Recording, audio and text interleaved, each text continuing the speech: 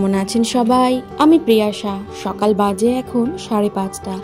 সকাল সকাল ঘুম থেকে উঠে পড়েছি, আর এদিকে জানলাটা খুলতেই দেখলাম পূবের আকাশটা রাঙা হয়ে উঠেছে। সূর্যি মামা উকি দিল বলে আজ অনেকটা তাড়াতাড়ি ওঠার কারণ হলো আজ একটু আমাদের বেরোনো আছে। এদিকে একটু নিজেদের জন্য কফি করব বলে দুধটা গরমে বসিয়ে দিয়েছি। ছেলে এখনও ওঠেনি, তবে ওকে ওঠাতে হবে, নইলে আবার রেডি হতে দেরি হয়ে যাবে। আর আমাদের ওই 6:45 নাগাদ গাড়ি আসার কথা, তো সেই জন্যই আর কি ছেলেকে তাড়াতাড়ি করে উঠিয়ে একেবারে রেডি করে আমি নিজে রেডি হয়ে বসে রয়েছি। সারা রাত্রি না ঘুম হয়নি। তার কারণ হলো কোথাও যাওয়ার আগে আমার ব্যক্তিগত তো এই সমস্যাটা খুব হয় যে টেনশনে ঘুমই আসে না। জানি না কিসের চিন্তা, মনে হয় যেন উঠতে পারবো না, সময় মতো ছেলেকে নিয়ে হয়তো রেডি হতে পারবো না। আপনাদের সাথে কথা বলতে বলতে আমাদের গাড়িও চলে এসেছে। এইখান থেকে আপাতত আমরা 3 জনই উঠলাম, মানে আমি, কর্তামশাই আর আমার ছেলে। আর সামনের বাজারটাতেই দাঁড়িয়ে আছে মা বাবা। তো ওখান থেকে ওনাদের দুজনকে নিয়েও চলেছি আমরা আমাদের গন্তব্যের দিকে। আজ আমাদের গন্তব্য হলো উত্তরপাড়া, মানে আমার দিদিভাইয়ের বাড়ি। আগামীকাল একটি ছোট্ট অনুষ্ঠানে যোগ দেওয়ার জন্যই আজ আমাদের যাওয়া। সবাই এখন কাজে ব্যস্ত, তো সেভাবে তো কোনো কারণ ছাড়া হঠাৎ হঠাৎ যাওয়াই হয় না। তো আজকেও সেরকমই একটি কারণের জন্য বেরিয়ে পড়েছি, আর পৌঁছেও গেছি আমরা অনেকটা কাছে। এই যে এই ব্রিজটা ক্রস করলে পরেই আমরা পৌঁছে যাব ওদের বাড়িতে। যেহেতু অনেকটা সকালে উঠেছি, গতকাল রাতেও শুয়েছি দেরিতে জিনিসপত্র গুছিয়ে, তো সেই জন্য না ঘুমটাও ঠিক হয়নি। সেই জন্যই গাড়িটা চলার কিছুক্ষণের মধ্যেই দেখলাম শরীরটা বেশ খারাপ করছে। অন্যান্য দিন সকালবেলাতে চা খেয়েই বেরোনো হয়, কিন্তু আজ কি মনে হলো একটু কফি খেয়ে বেরোলাম আর ব্যাস। আমরা চলেও এসেছি বেশ খানিকক্ষণ, তবে এসেই ভিডিওটা করিনি। এখন যেহেতু মেয়েকে খাওয়াচ্ছে, এখন ভিডিওটা করছি। ওনারও সেম কাণ্ড, না আছে খাওয়া না আছে ঘুম। খাওয়াতে গেলেই তো মানে ওই 2-3 চামচ ব্যাস হয়ে যায়। এদিকে দীপাঞ্জনার ছেলে বসে রয়েছে। আমি ভাবলাম একবারে আমি ফ্রেশ হয়ে নিই, তারপরেই মেয়েকে ধরবো। আর আমি একদম স্নান ধান সেরে এসেছি ছাদে, আর এসেই দেখছি ছেলে নিচের একজন খুদে সঙ্গীকে পেয়েছে, তো ওর সাথেই খেলতে ব্যস্ত হয়ে পড়েছে। ছোট মানুষ তো এসে যদি একটু খেলার জায়গা পায় তাহলে কি আর কিছু ছাড়ে। আর এইদিকে না আমরা পৌঁছে গেছি ওই ধরুন 9:30 পৌনে 10টার মধ্যে। সেই জন্য এখন দেখছি আজকে রোদ্দুরটা এমনিতেও মিঠে রোদ্দুর, শীতকালে এমনি তো তাই হয়, তবে এদিকে ঠান্ডাটা একদমই কম। 2-3 দিন ধরে আমাদের ওদিকেও ঠান্ডাটা কম ছিল, তবে এখানে এসে তো রীতিমতো মনে হচ্ছে গরমকাল।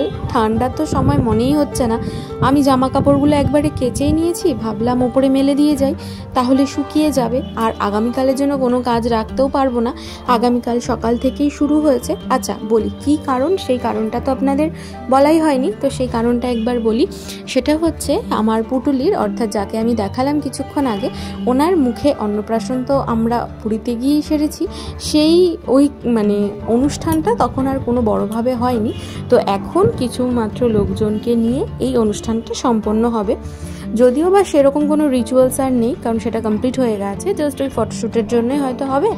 মেন আমাদের উদ্দেশ্য হচ্ছে আপাতত কয়েকজন খুব কাছের ব্যক্তিবর্গকে নিয়ে একটি ছোট্ট অনুষ্ঠান করা, তো সেই জন্যই আমাদের আশা। এদিকে ছেলে আর ওনার যে খুদে সঙ্গীটি, তারা তো খেলতে এতটাই ব্যস্ত যে আমি কোন দিকে ঘুরছি সেদিকে হুঁশ নেই, পারলে তো আমার মাথাতেই একটা বাড়ি বসিয়ে দেয়। আর এদের এই ছাদ বাগানটা খুব সুন্দর, খানিকটা আমি দেখাচ্ছি, তবে জামা কাপড়গুলো আগে মেলে নিই। আর এদের এই ছাদটাতে এত পরিমাণে হাওয়া, যদি সাথে সাথে ক্লিপ না লাগানো হয় না তাহলে হয়তো জামা কাপড় উড়েই চলে যাবে। সেই ভয়তেই আমি চটপট করে আগে জামা কাপড়গুলো মেলছি, আর তার সাথে সাথে একটা করে ক্লিপ এঁটে দিচ্ছি। এই যে দেখতেই পাচ্ছেন কতটা হাওয়া ওপরটাতে, তো সেই জন্য নিচ থেকে বারবার করে সাবধান করে দিয়েছে দিদিভাই যেন আমি তাড়াতাড়ি করে ক্লিপগুলো আগে এঁটে দিই। এদিকে একটা দেখলাম টব মতোতে থানকুনি পাতা করেছে, এটা হলো নীলকণ্ঠের গাছ। এদিকে কিছু বাহারি ফুলের গাছ আছে। এখানে দেখছি একটা পুঁইয়ের ডাঁটা, পুঁই মিটুলি ধরে গেছে তাতে। এই পুঁই মিটুলিগুলো খেতে তো অসাধারণ লাগে। এদিকে অ্যালোভেরার গাছ, এই পরের গাছটা মনে হচ্ছে স্থলপদ্মর গাছ, আমি শিওর নই। ওইদিকে একটা ছোট্ট লেবু গাছও আছে যাতে প্রচুর লেবু ধরেছে, প্রচুর। আর তার সাথে এদিকে কিছু জবা ফুলের বিভিন্ন রকমের জবার গাছ আছে, তাতে বেশ সুন্দর সুন্দর ফুলও ধরেছে। আমার তো মনে হয় মাইমার এর বেশি ফুলের প্রয়োজনও হবে না, এ যা ফুল গাছ আছে সেটাই এনাফ। আর এই ফুলটা দেখতে দেখুন কি সুন্দর লাগছে না, গাছে ফুল থাকলে এর যে শোভা সে অপূর্ব অপূর্ব, বলে ভাষায় ব্যক্ত করার মতো না, এত সুন্দর লাগে। তার মধ্যে রোদ্দুরটা পড়ছে, সেটা তো অসাধারণ। আমি আসলাম ছাদে, তো ভাবলাম যে একবারে চুলটা শুকিয়েই যাই, নিচে গেলে তো আবার চুলটা শুকোতে হয়তো সময় লেগে যাবে, সেজন্য 2 মিনিট একটু ছাদেই দাঁড়িয়ে নিলাম। আর এদিকে এখন আমি ছেলেকে স্নান করাবো ভেবেছিলাম, তো ও খেলছে, ভাবলাম যে ও আগে একটুখানি খেলে নিক, নইলে সব নোংরা হয়ে যাবে। এই দেখুন না, গাছটিতে কত লেবু দেখুন, এইটুকু গাছে ছোট্ট ছোট্ট, কিন্তু এখনো পর্যন্ত দেখছি বেশ ফুলও রয়েছে, মানে এখনো হবে আর কি। তো চলুন এবার নিচে যাওয়া যাক। আমার কাজ কমপ্লিট হয়ে গেছে। নিচে এসে দেখছি একজন তার ঠায়ের কোলে ঘুরু ঘুরু করছে। এত লোক দেখেছে, তবে একটি বারের জন্য কিন্তু কাঁদেনি। ওই হয় না যে নিজের মানুষ চিনতে পারে, সেটা বাচ্চারা হয়তো আরও বেশি চিনতে পারে, তো এই জন্য হয়তো কাঁদেনি। এমনিতেও মেয়ের খুব একটা কান্না যে আছে তা নয়, তবে ওই আর কি। ছেলেকেও এদিকে স্নান করিয়ে নিয়েছি, ওর কিছু একটা সমস্যা হচ্ছে, তো সেটাই আমাকে বলছিল।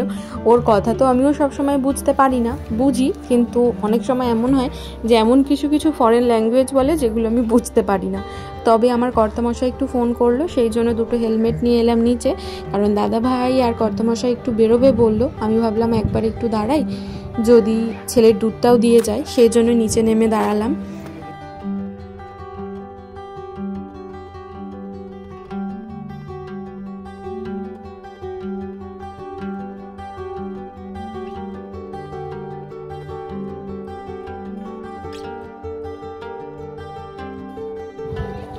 কর্তামশাই এসেছিল এটাই বলতে যে ওদের একটুখানি ফিরতে টাইম লাগবে, তবে ওইদিকে আবার দাদা ভাই ডাকলো, সেজন্য আবার ওদিকে গেছে। ওই যে আসছে ও, ওই একবারে আর কি ছেলের জন্য যে দুধটা নেব সেই দুধটা দিয়ে দিল, আর ওপরের একটা জিনিস প্রয়োজন ছিল, তো সেটাই দিতে হলো। ওদেরকে আমি হেলমেটটা দিয়ে দেব, এই যে ওকে দিয়ে দিলাম। ও এটাই বলছে যে আমাদের একটু ফিরতে লেট হতে পারে, চিন্তা করো না, কারণ ওরা যাচ্ছে কালকে যে ভেনিউটা সেটা দেখতে, প্লাস আমাদের দাদাভাইয়ের যে পুরনো বাড়ি ওই দিকটাতে দীপাঞ্জন যায়নি, তো সেখানেই যাচ্ছে।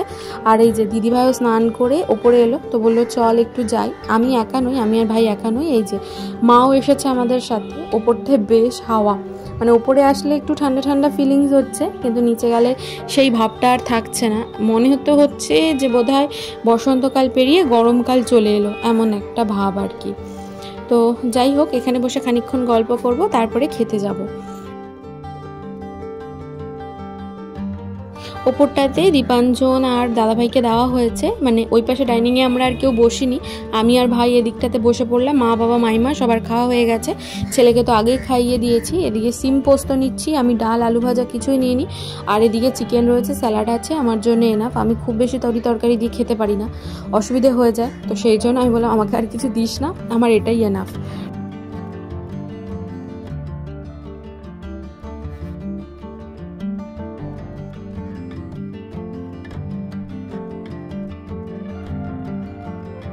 আমাদের জোন আবার খেতে খেতে গান শুনতে প্রচণ্ড পছন্দ করে। গান শুনে আপনি ওকে ঘন্টার পর ঘন্টা রাখতে পারবেন, তো গান থামালে চলবে না। আর দেখুন কিভাবে দেখছে আমাকে দেখছে, তার কারণ হচ্ছে আমি ফোনটা ওর দিকে ধরেছি যেহেতু ভিডিও করার জন্য।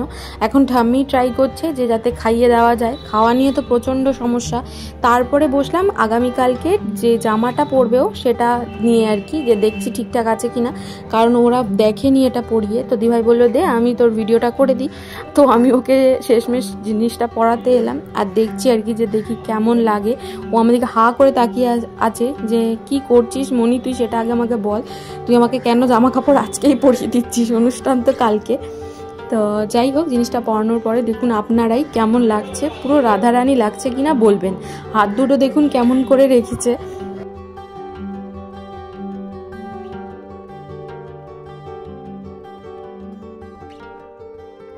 ওর সাজ দেখে আমার তো আনন্দে জল চলে আসছে চোখে, জানি না কেন কি জন্যে, তবে এখনও অনেক ছোট, কিন্তু কোনো একটা কারণের জন্য আমার কান্না আসছিল। কিন্তু ঠিক আছে, চলো আগে প্রেজেন্টটাকে দেখি, ভবিষ্যৎটা নিয়ে পরে চিন্তা করা যাবে।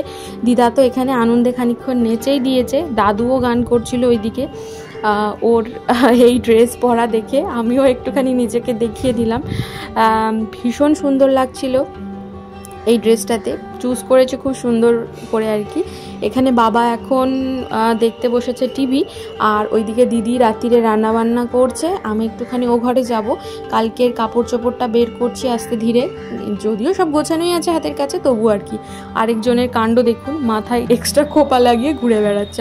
আমার তো হাসতে হাসতে পেটে ব্যথা হয়ে গেছে। চলুন এইসব চলতে থাক, আর ভিডিওটা যেখানেই শেষ করি। সবাই ভালো থাকবেন, সুস্থ থাকবেন, সাবধানে থাকবেন। আবার ফিরবো খুব তাড়াতাড়ি। আজকের মতো তাহলে আসি।